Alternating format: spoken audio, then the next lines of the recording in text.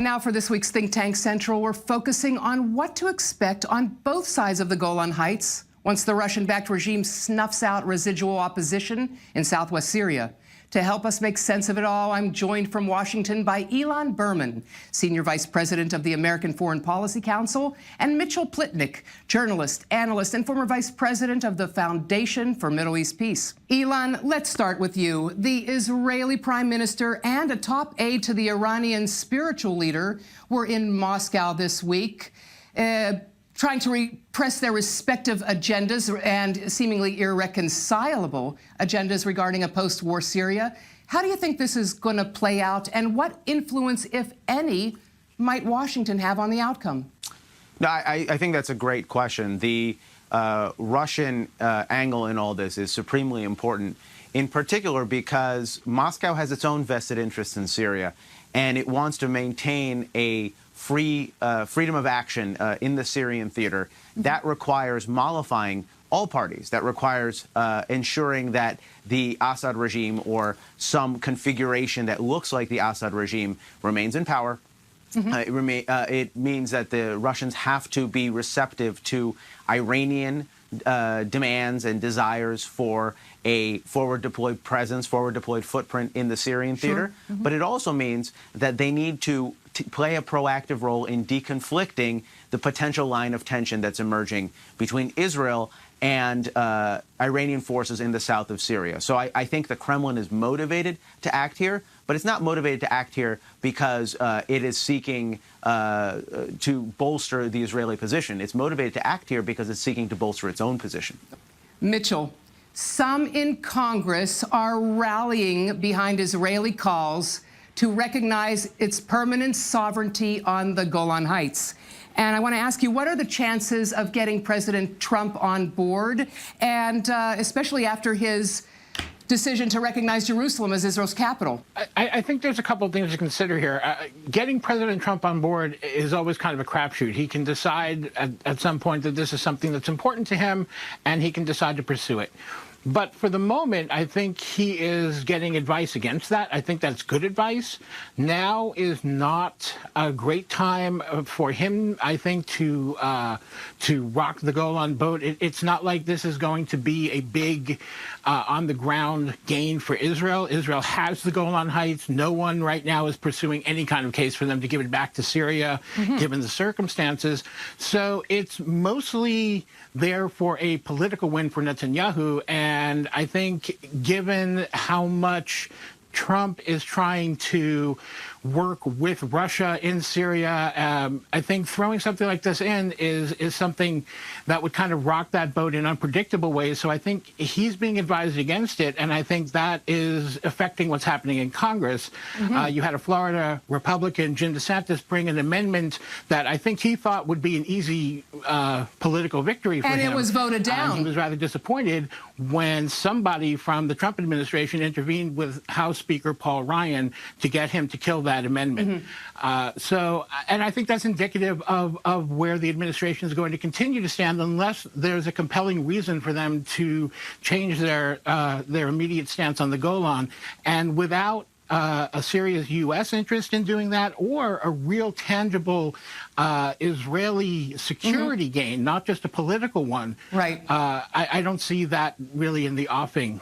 Ilan, what do you make of reports this week of an Israeli, Saudi, and Emirati plan to throw the Ukraine and NATO policy under the bus in exchange for a Putin pledge to eject Iranian forces from Syria? I mean, besides the obvious chutzpah involved, is this a real thing? So chutzpah, certainly. I'm not sure how real this is, how much legs this really has. Look, for Middle Eastern states, whether it's Israel or Saudi Arabia, priority number one is going to be Iran. All these other concerns that the U.S. is concerned about, that the Russians are concerned about, are going to be secondary.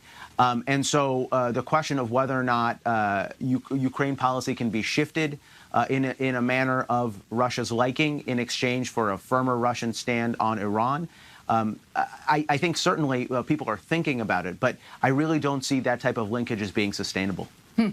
And as someone who's been decades in Washington, consultant to the CIA and the Pentagon, et cetera, Ilan, tell us, I mean, is this normal, this kind of horse trading where countries half a world away are trying to influence matters involving NATO policy? Well, it's not normal. And in fact, I think it's actually a reflection of the fact that it's not clear what the Trump administration's NATO policy is, right? We are in the thick of a NATO summit in which expectations are very high for a more constructive, more peaceful relationship between the Trump administration and the alliance. But fears are also very high about the fact that there's renewed tension, that Trump is really equating NATO's commitment to global stability with the amount of money that NATO members are paying for European security. So there's a lot of potential friction here. Right. And I think what this argument about Ukraine is really drawing out is the fact that countries see opportunity and countries see potential daylight between the United States and the NATO alliance, and they're trying to spin it to their own ends. Mitchell, and what about this six-point plan put forth by Senator Ted Cruz and some of his colleagues? You know, here in Israel, the body politic is so bitterly divided, yet there is consensus, broad consensus, that they will never give back the Golan, and it has much more to do these days than purely security, for security interests. So it's not a really big issue here, and it isn't likely to be unless there's some really pressing point about it that can win the hearts and minds of Americans. It is, again, at the same time, Republicans don't want to have to vote against it in the House of Representatives, which is why they prefer that the bill never reach the floor. Ilan, now, what about these ongoing investigations into Russian tampering in the American elections? With those ongoing investigations and John Bolton at the helm at the National Security Council, do you expect a less conciliatory, more assertive Trump when he meets with Putin?